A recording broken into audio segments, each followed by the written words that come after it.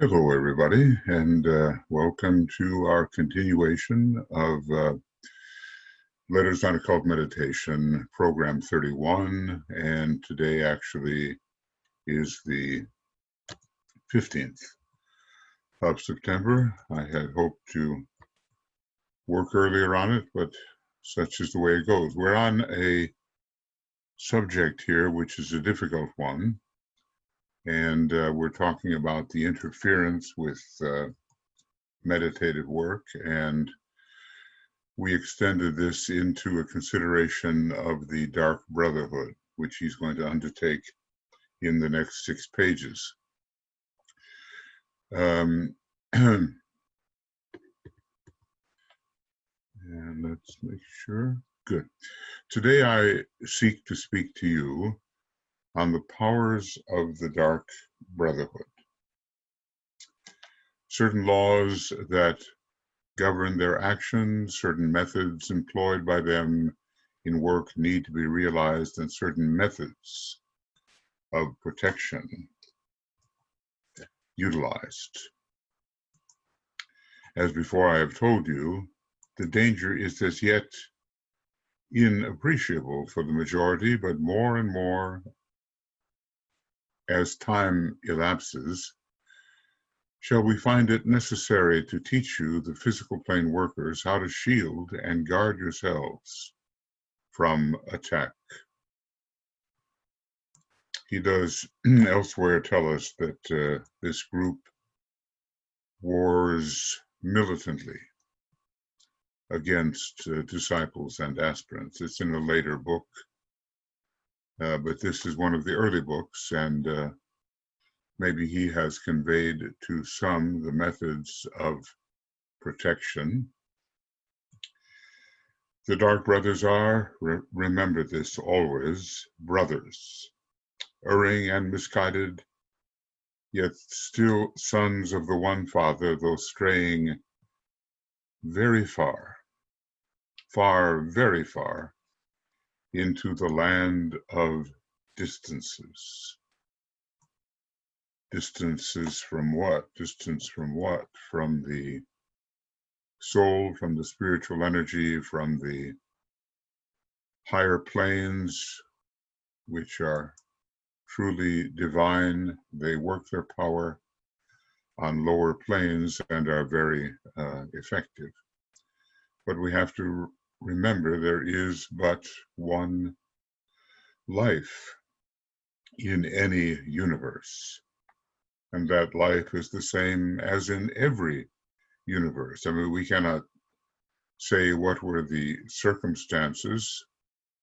Were there lords of deliberate obstructive materialism? In earlier universes, it would be impossible to say, but of course, given that there have been, according to the idea of the great breath, an infinitude of universes at all times,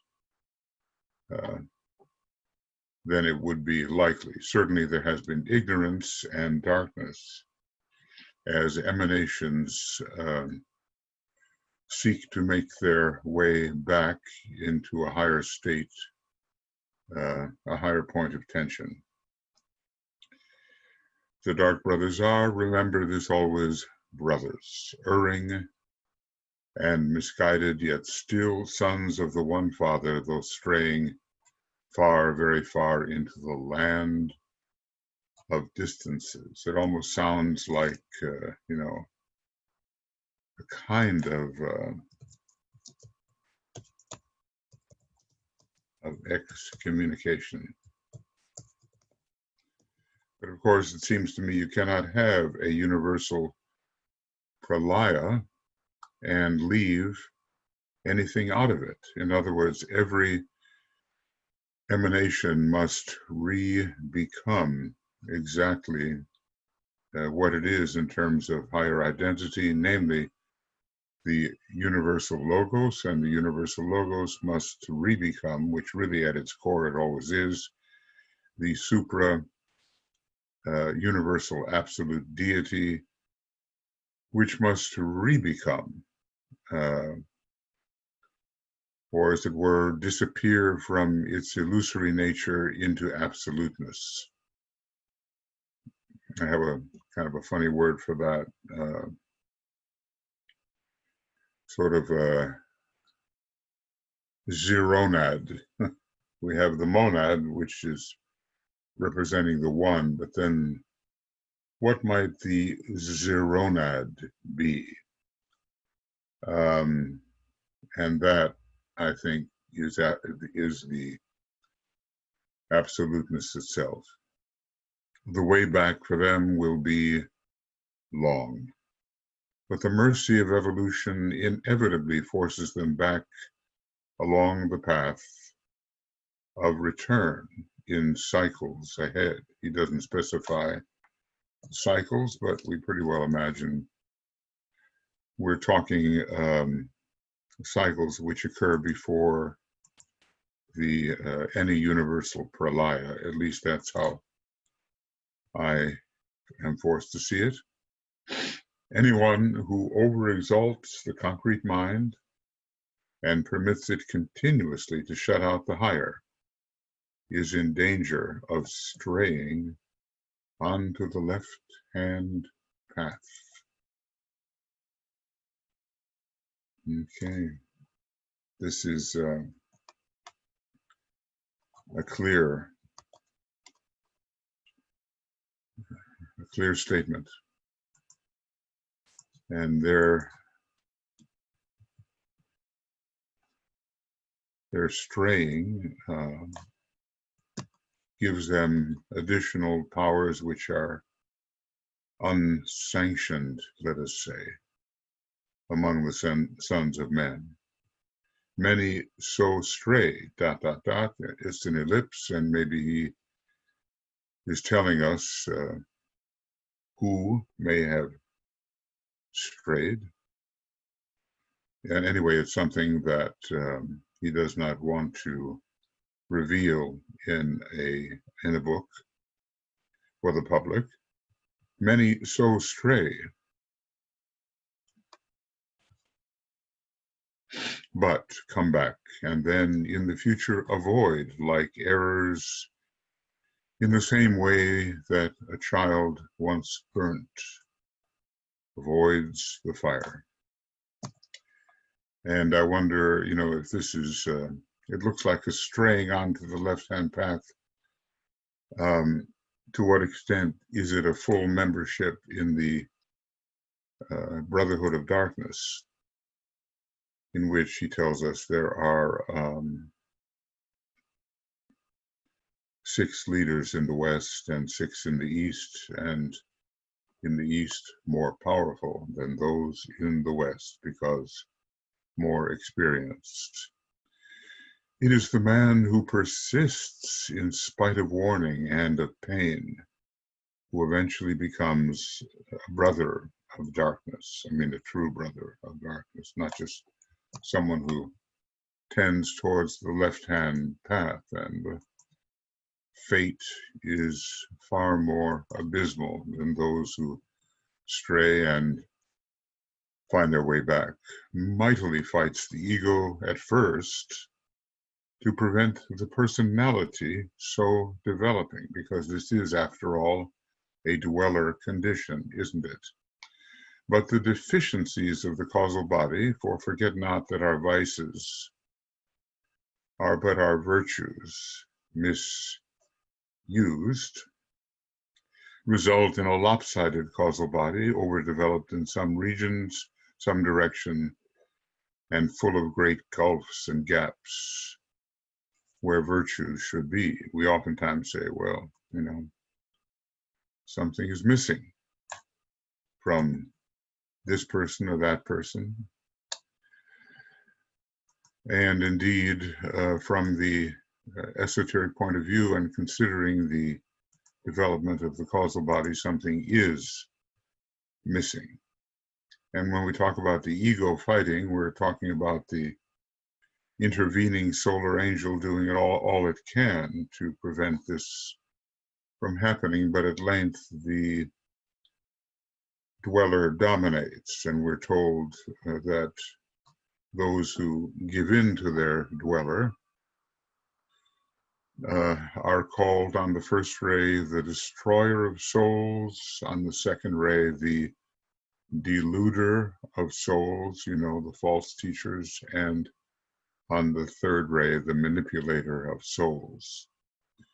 And probably the rays of attribute have their correspondences probably in one of those three areas, just as it is with the formulas for fusion.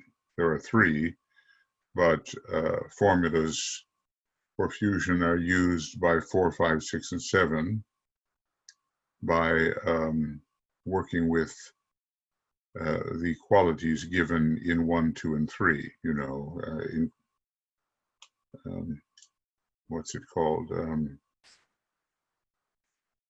Well, the second one is, how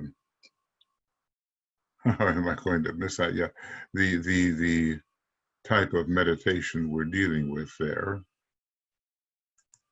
is isolated unity for the first ray and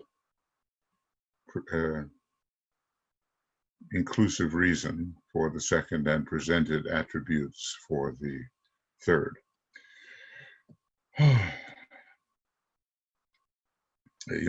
These really are fates worse than death. And DK tells us there are worse fates that can befall us than simply to die, which is the natural process, being part of, the normal life cycle. The Dark Brother recognizes no unity with his species, only seeing them as people to be exploited for the furtherance of his own ends. And this comes in very much under the first ray in combination with the fifth ray. And yet maybe the majority of these types, at least in connection with our solar system, are on the third ray, probably monadically speaking, third or one of its subsidiaries. No unity with his species, and that tells us that the great law of attraction, or maybe the law of love, is not operative for such beings.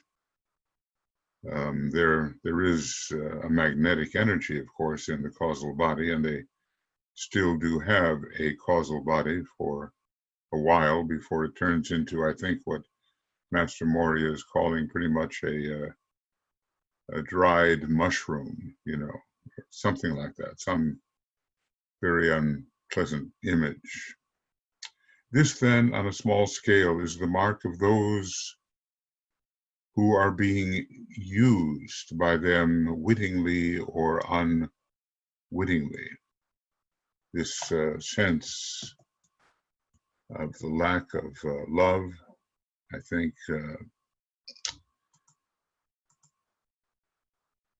no unity, a predatory nature, thinking only of their self, a narcissistic attitude, the considering the personality as the major factor and meant to dominate and wrongly abuse, in fact, all others.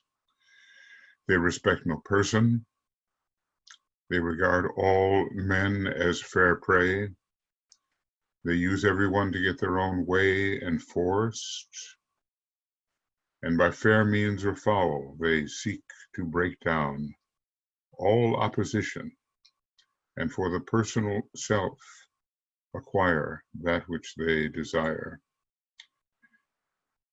Well, we have perhaps people being used today in this manner, and they do evidence some of these traits. It's disgusting, it's frightening, it's pitiful, and it's dangerous. The dark brother considers not what suffering he may cause. He cares not, and that's the idea. He cares not. So oftentimes when the good is presented to people and they care not for it, he cares not what agony of mind he brings to an opponent. He persists in his intention. He's ruthless. He has no conscience in that respect. He persists in his intention and desists not from the hurts of any man, woman, or child, right? Provided that in the process his own ends are furthered. Expect absolutely no mercy from those opposing the brotherhood of light. Well, I think we can see the way, as DK put it, Hitler and his evil gang operated, and the men, women, and children who were the victims of his purgings of Untermensch, the low men, as he called them, the men beneath, the men who were not Aryans in his own warped estimation of what an Aryan was. He persists in his intention and desists not from the hurts of any man, woman, or child. Expect absolutely no mercy from those opposing the brotherhood of light. We have such a polar condition on our planet. Now, we don't know whether we can speak about these brothers of darkness in relation to other planets, maybe the non-sacred planets, perhaps. We just don't know, but it seems that the influences of Mars and Saturn certainly, when misused, can aid and abet their intentions. And we would have to say Pluto too. And I suppose since they are so intelligent, they can negatively use any particular energy. How to recognize them, though, this lack of unity and the lack of care for their fellow human being and for other kingdoms. And they would destroy even the planet if they could. In the letters of Helena Roerich, Madame Roerich, she gets pretty dramatic there, but she does talk about Satan. At least that's what she calls that being. We maybe have a different view of the host of solar angels, but some people make Satan equivalent to the devil. And the devil is nothing but the personality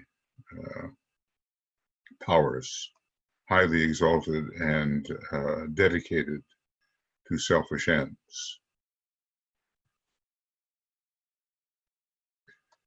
On the physical plane and on the emotional plane, the dark brother has more power than the brother of the light. Not more power per se, but more apparent power, because the white brothers choose not to exert their power on those two planes, as do the dark brothers. Well, those are the irrational levels. And it, just struck me that in the sign Cancer, with the moon and Neptune ruling, the moon representing the dense physical and Neptune the astral, a certain backward-looking quality, which is characteristic of these dark brothers, can be or will be demonstrated.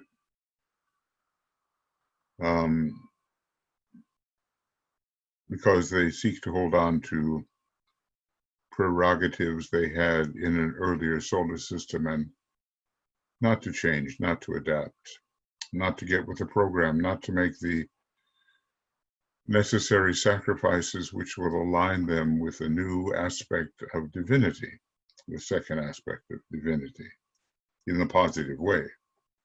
They could exert their authority. This is the White Brothers, and it seems they have it.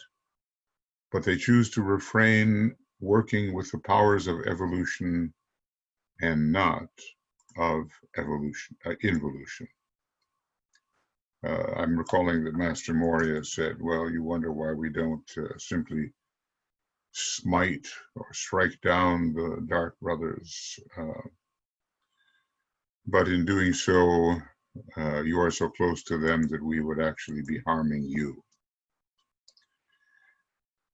And that's an interesting thing to consider, because we have not necessarily yet won the battle with our dweller until perhaps the fourth initiation. The elemental forces to be found on these two planes are manipulated by two factors.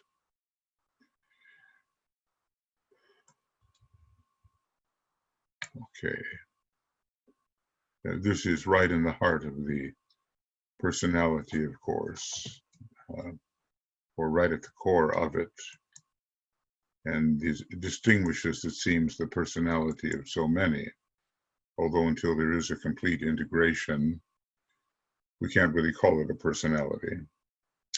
So here we have the elemental forces to be found on these two planes are manipulated by two factors. A, the inherent forces of evolution that direct all on to eventual perfection.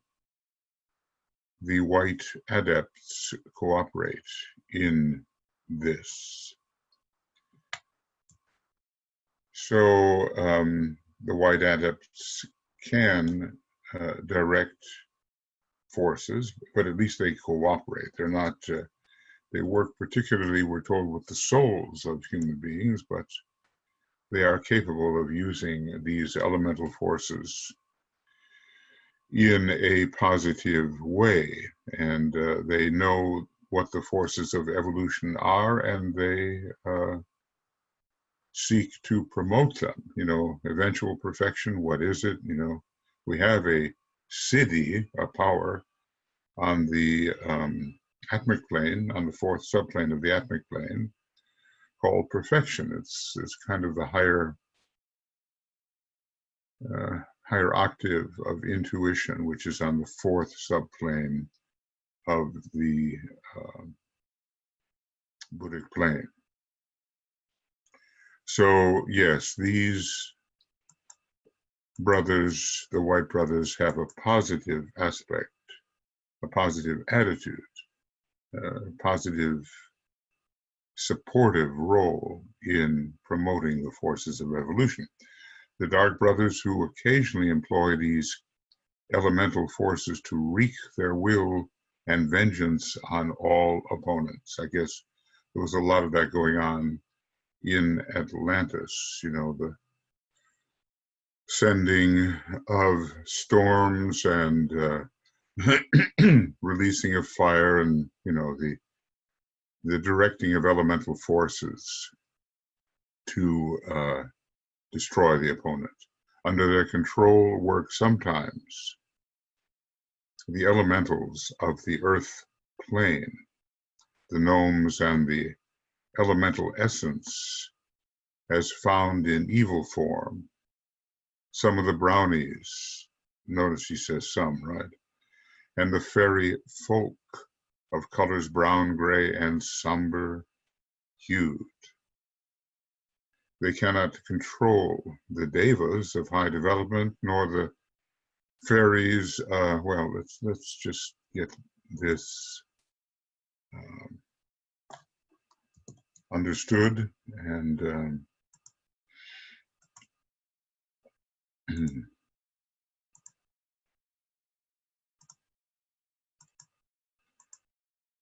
So there are, unintelligent, easily guided, well, maybe we shouldn't say easily, but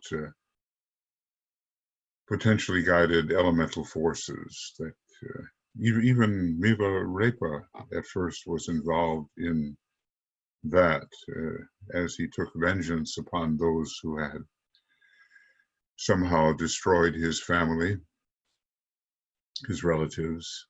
So the story goes. But he, turned around, of course, and became the great yogi saint of Tibet. And everything dark, sort of gray and brown and somber, yes, these can fall under the spell and the directing power of the Dark Brothers.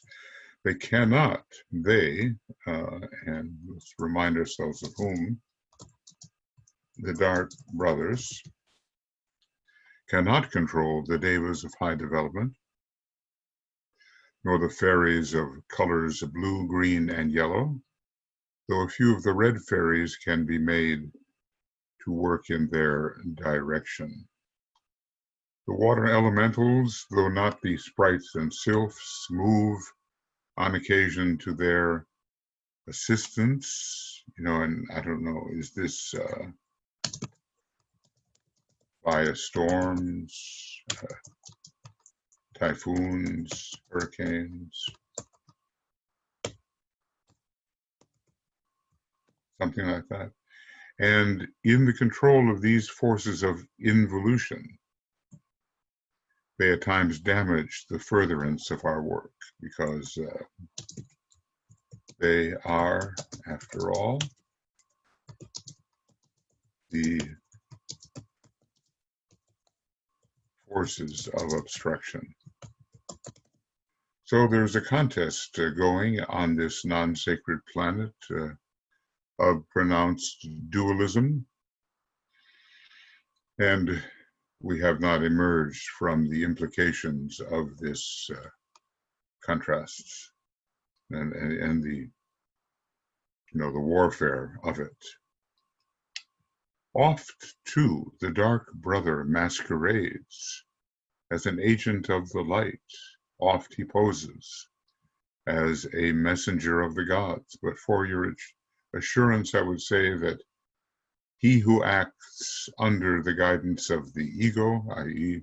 solar angel or angel of the presence and the monadic extension into the higher mental plane, will have clear vision and will escape this deception. I mean, we have seen people mistake the excellence of a teacher.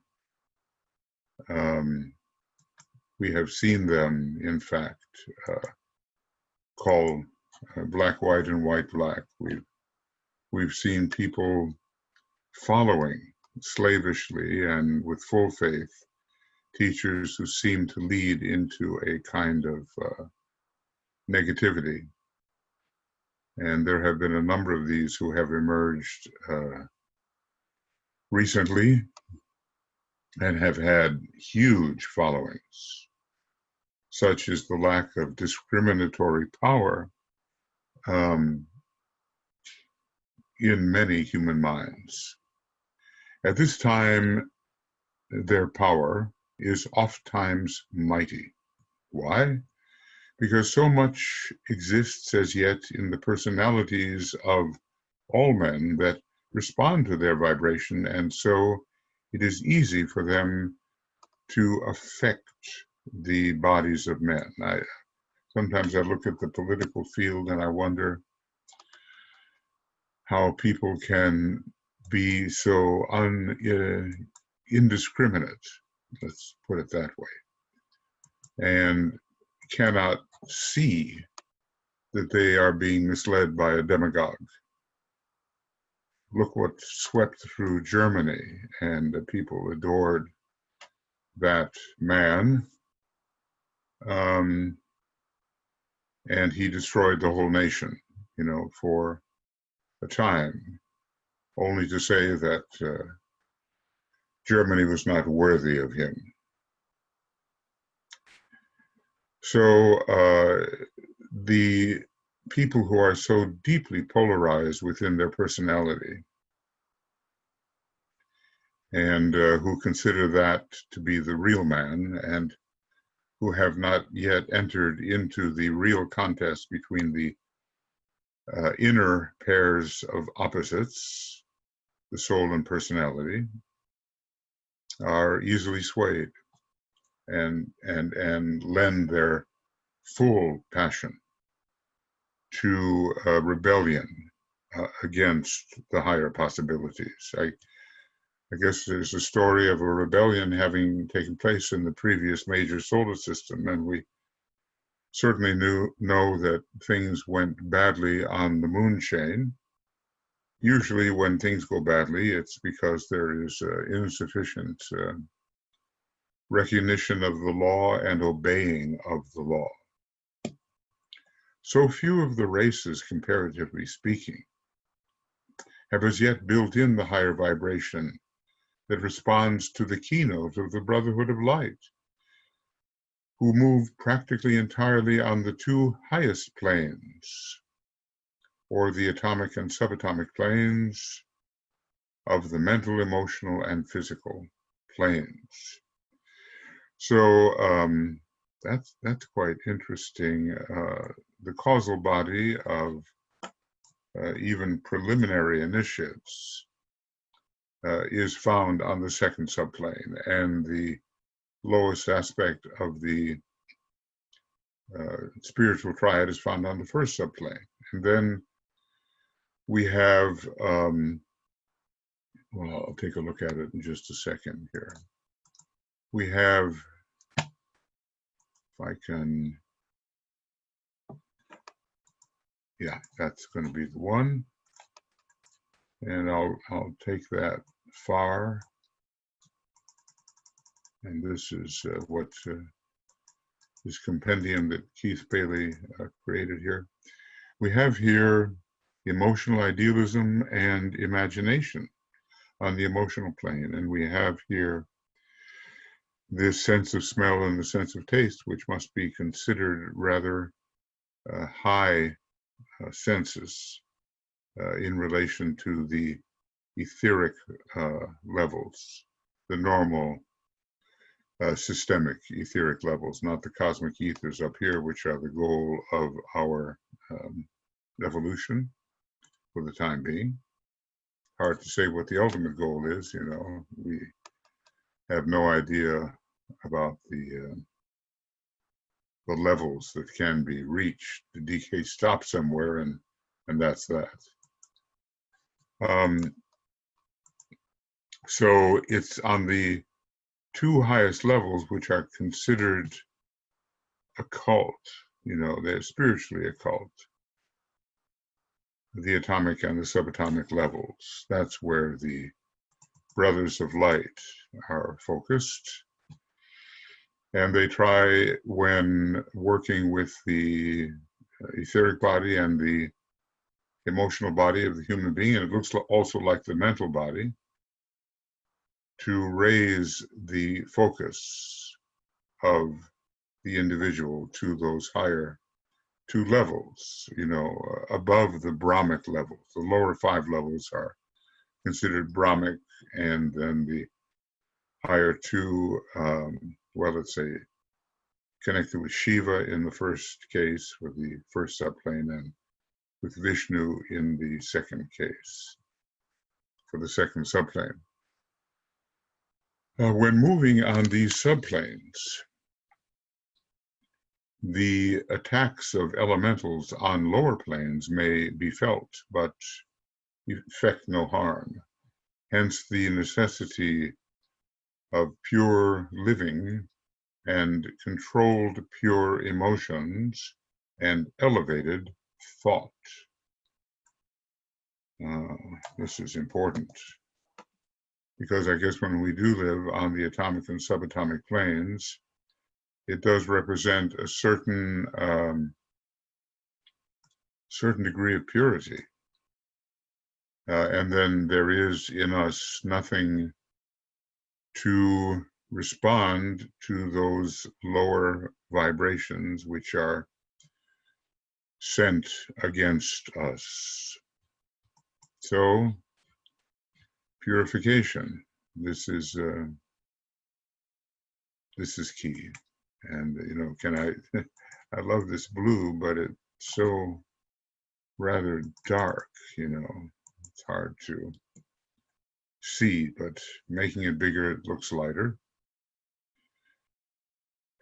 So elemental attack. Well, we'll learn more and more about that as we go and as necessity requires, because we are told, by Master Moria, you will later see how we protected you, he says. And DK says that those who are particularly working for the reappearance of the Christ and the externalization of the hierarchy are in a dangerous field, and they are subject to attack, and that they are marked out for protection. You will notice that I said that the power of the Dark Brotherhood is dominant, apparently, on the physical and emotional planes. As I say, the two more irrational planes, because after all, once we get into mentality, we get into rationality. Okay, yes, he did say that. But not so is it on the mental, which is the plane on which the brothers of the light work. Okay, well, I want to, I guess we can keep it. And here, maybe I just don't have any appropriate colors. That's the problem here. So this is the area where the brothers of the light work, yes. Mighty dark magicians may be located on the lower mental levels, but on the higher, the White Lodge dominates, and the three higher subplanes being the levels that they beg the evolving sons of men to seek. It is their region to which all must strive and aspire. And now, increasingly, of course, the Buddhic plane. As the ashrams have been transferred, I think, just after, really, the writing of this book. So, well, he tells us that speculation anent these mighty dark magicians is both profitless, futile, profitless, and dangerous. The Dark Brother impresses his will on human beings if analogous vibration exists, and on the elemental kingdoms of evolution. The brothers of light plead, as pleaded the man of sorrows, for an erring humanity to rise up to the light. Well, if we're fighting this kind of battle, maybe we will. I hope that it is not the case, and I hope that we have, in fact, transcended this type of battle. But if not, here is a keen discriminator. We've been told that it is not allowed to touch the center of will, that is, to compel, to force, to force the human being to do one's will. We have to leave the will free. We can teach, we can suggest, we can implore, we can plead, we can indicate the consequences of the two different paths. The brothers of light plead, as pleaded the man of sorrows, for an erring humanity to rise upward to the light. The dark brothers retard progress, and dark brother retards progress and shapes all to his own ends. Well, I think we're getting some very good contrasts here, and maybe we can detect the quality of the influence of someone who is offering the illumined teaching and the way forward, and the other who is bending us to his will. The brother of light bends every effort to the hastening of the evolution, and foregoing all that might be his as the price of achievement, stays behind amid the fogs, the strife, the evil, and the hatred of the period, if in so doing he may by all means aid some, and lifting them up out of the darkness of earth, set their feet upon the mountain, upon the mount, and enable them to surmount the cross. I'm again recalling Swami Vivekananda saying something to this effect: may I be born or reborn 10,000 times so that I can continue to help my brothers and sisters. He had something, there's a story about him in the 1893 World Congress of Religions. It's, I think, in the place where the Museum of Science and Industry is now. Columbian Exposition it was. And he, after the theosophical types had offered their speeches, and, to polite and moderate appreciation, he rose to his feet and he had a thunderous voice, a fine singer too, and he just said, "Brothers and sisters of the West," and something came out of him that just swept over the crowd, and they all rose to their feet and cheered. So the story goes.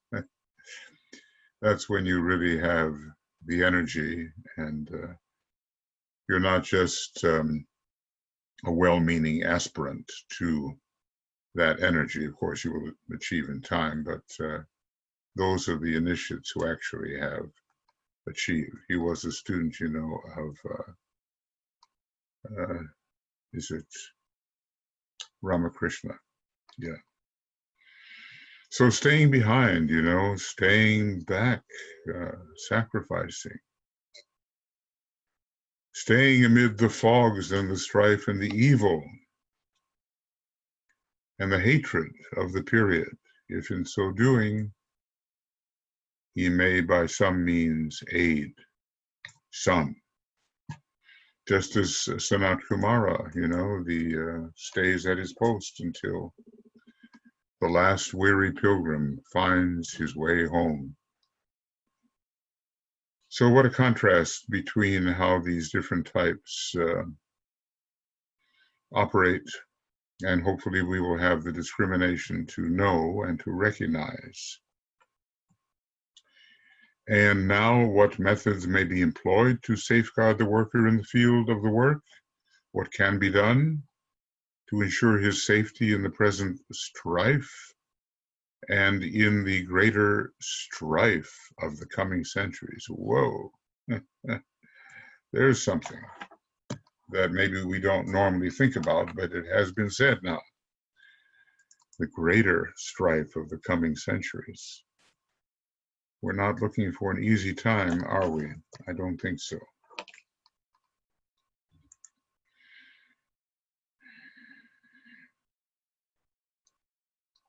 So this is a pretty solid advice that's going to be offered here. And we can see 100 years having passed, whether we have adhered to this advice or whether our usual method of pursuing life has been in alignment with it. Number one, a realization that purity of all the vehicles is the prime essential. If a dark brother gains control over any man, it but shows that the man has in his life some weak spots. The door whereby entrance is effected must be opened by the man himself. The opening whereby malignant force, kind of wonder, to what extent when we talk about malignancy and cancer and so forth, that any of that is induced by the opposing side. The opening whereby malignant force can be poured in must be caused by the occupant of the vehicle. Therefore, the need of scrupulous cleanliness of the physical body, of clean, steady emotions. I mean, really, this is these are exacting statements, no question about it. And that we are the ones who are responsible for opening the door. Gives one pause, doesn't it? When you think over your life, and all of us have had our moments when these requirements have not been met. Therefore, the need of scrupulous cleanliness of the physical body, of clean, steady emotions permitted in the emotional body, and of purity of thought in the mental body. When this is so coordinated, or when this is so, coordination will be present in the lower vehicles, and the indwelling thinker himself permits no entrance, because actually he can get through and is not blocked, the indwelling thinker, right?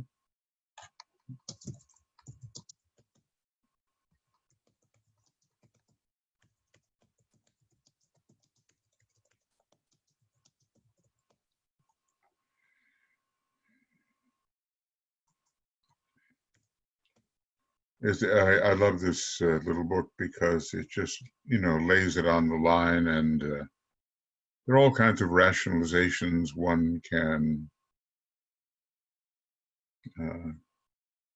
utilize, alibis and so forth along the way.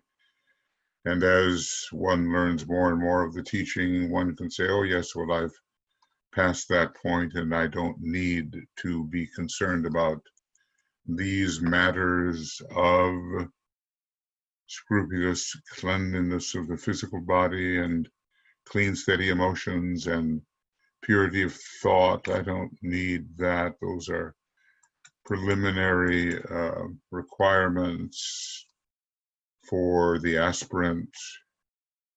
But all of this is written in such a way that one knows only at one's peril that one can avoid it. Next, the elimination of all fear. The forces of evolution vibrate more rapidly than those of involution, and in this fact lies a recognizable security. Fear causes weakness, weakness causes disintegration. The weak spots appear and a gap appears, and through that gap, evil force may enter. The factor of entrance is the fear of the man himself who opens thus the door. So that first ray quality of fearlessness is really a big one when it comes to warding off potential incursions by the brothers of darkness. How does one, basically overcome fear? There are techniques for overcoming fear in a treatise on white magic.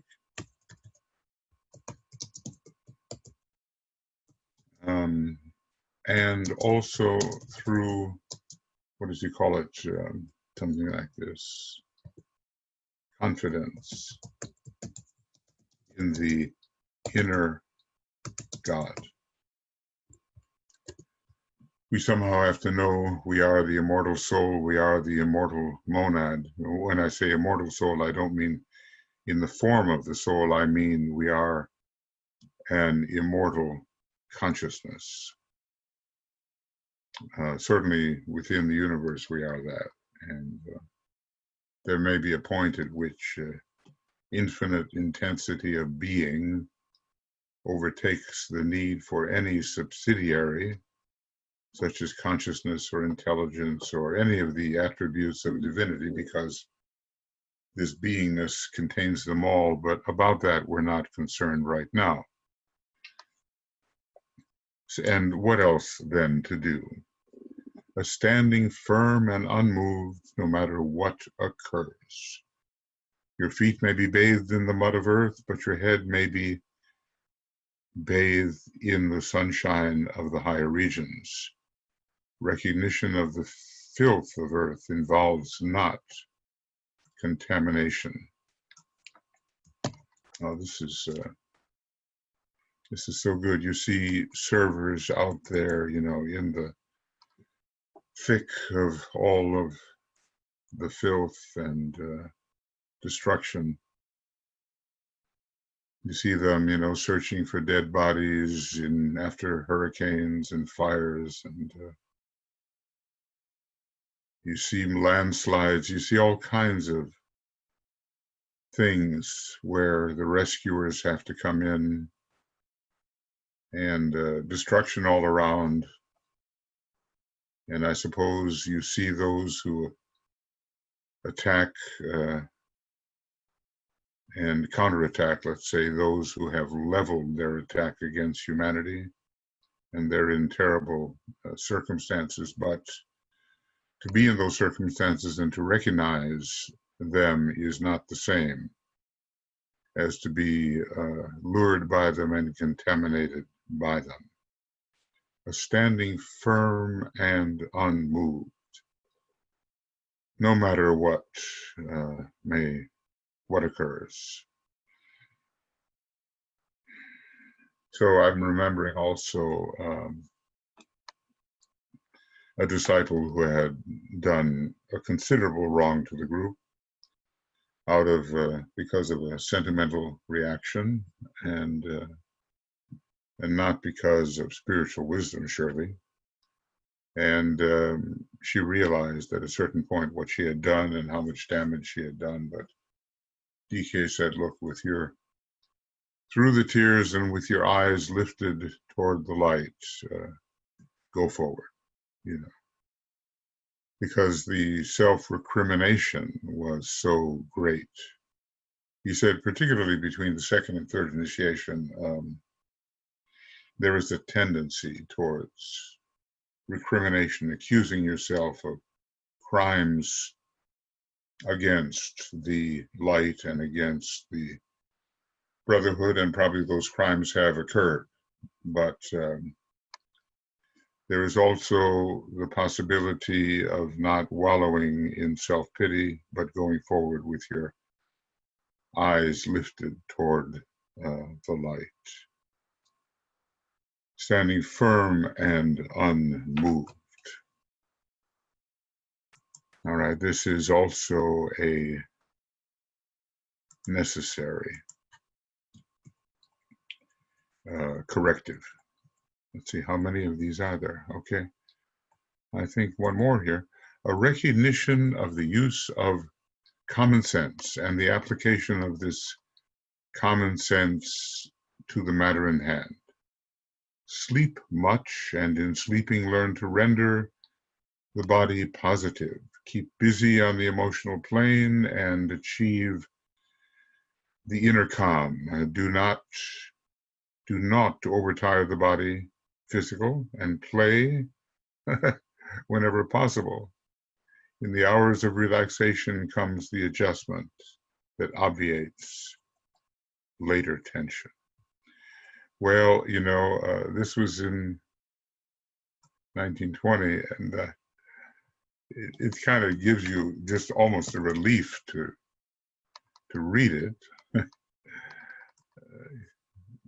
And some of us, we just push so hard that there's not much left to push.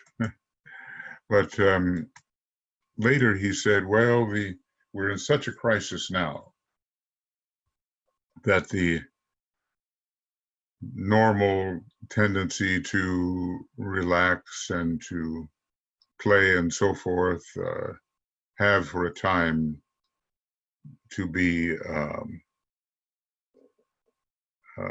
done away with. They are not allowed right now. So this is 20 years earlier, I think, than that statement during the Second World War was made. And then he did not allow the normal recreation. I mean, not that you had to become a fanatic, but things were so dire, we're probably not playing too many games in the foxholes, in the trenches. Although it is interesting that when Christmas came, was it Christmas? The soldiers on opposing sides went out and had a game of soccer or football between themselves, and dropping their antagonisms. Probably, they were not there because of hate, but simply because of conscription.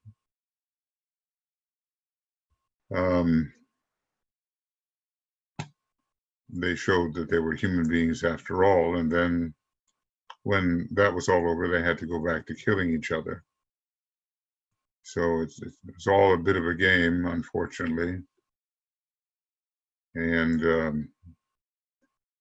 they were signed up for it, and they had to carry through. But there were those strange interludes where the humanity of the combatants overcame their duty to fight. But this is something, I think, for the overburdened disciple. And I heard a story that, where did I hear that story? And was it from Alice Bailey herself, that she went to K.H.'s ashram one night, and she was left sort of waiting outside while he was improvising, maybe at the organ, playing his music, and the minutes passed, and maybe even hours passed, and on he went improvising, and she was waiting, and she realized something, that she was being taught a lesson, that if her master and the head of the great second ray ashram could take a little time off and regenerate himself through music and spread the music, the beauty of it and all that, that it was possible for a disciple also to seek the hours of regeneration and restoration. And maybe that's something that we have to remember, I think, lest we become excessively fanatical. It is possible, to take things too far and then render the instrument unusable, the body negative, the emotions negative and agitated, and the mind troubled, And it all depends on the circumstance. He told Roberto Saggioli, look, you sleep too much. Here was a man who was in the midst of very difficult circumstances, and he was a Pisces with Cancer rising, so he had a connection with the astral plane, and maybe was doing a lot of work on that level. But to that man, to that student, he said, "You sleep too much, and you are devitalizing your body thereby." Here he says, in general advice, sleep much, and in sleeping, learn to render the body positive. I suppose it's just a question of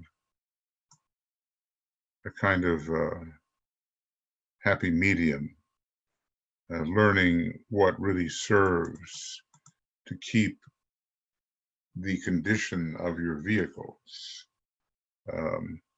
positive and in good shape.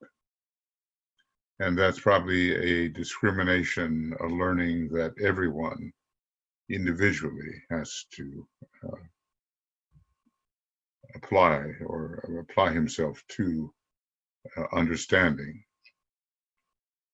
Well, I think we are at the point where we can go on to letter number 6, and it looks like a long one. It looks like 50, 60, 64 pages. And, probably with many cycles in it. What I'll do is go up to where we started all this and bring it down so that I, when I say sometimes I don't know where I am, I really mean it, because there's a lot of programs and a lot of numbering that goes on. So,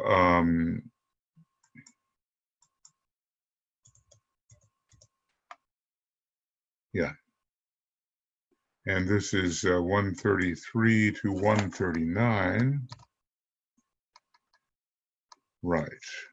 And we will come down to the point at which we stopped. And reading all of this once is not enough. It really has to be thought deeply into one's psyche, into one's mind.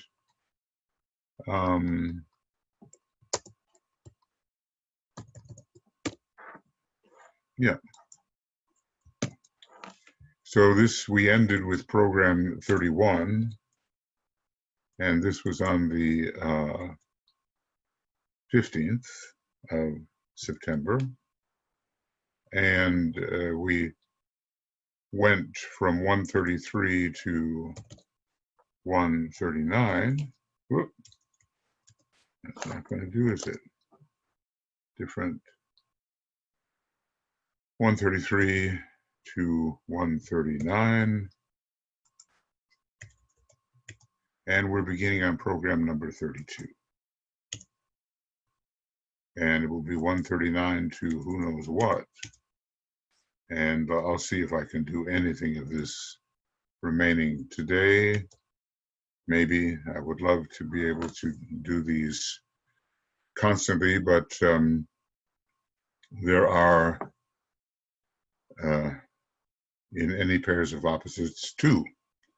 And there are requirements on the strictly physical plane and not only on the mental spiritual planes, something with which we are all familiar, that dichotomy. So, okay, friends, thank you for your presence, and lots of love and many blessings from all of us on the communications team as we try to bring to you in today's non-traveling world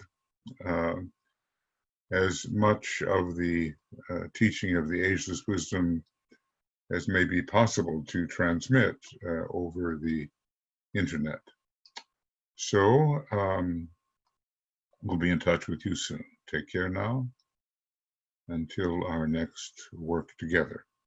Bye-bye.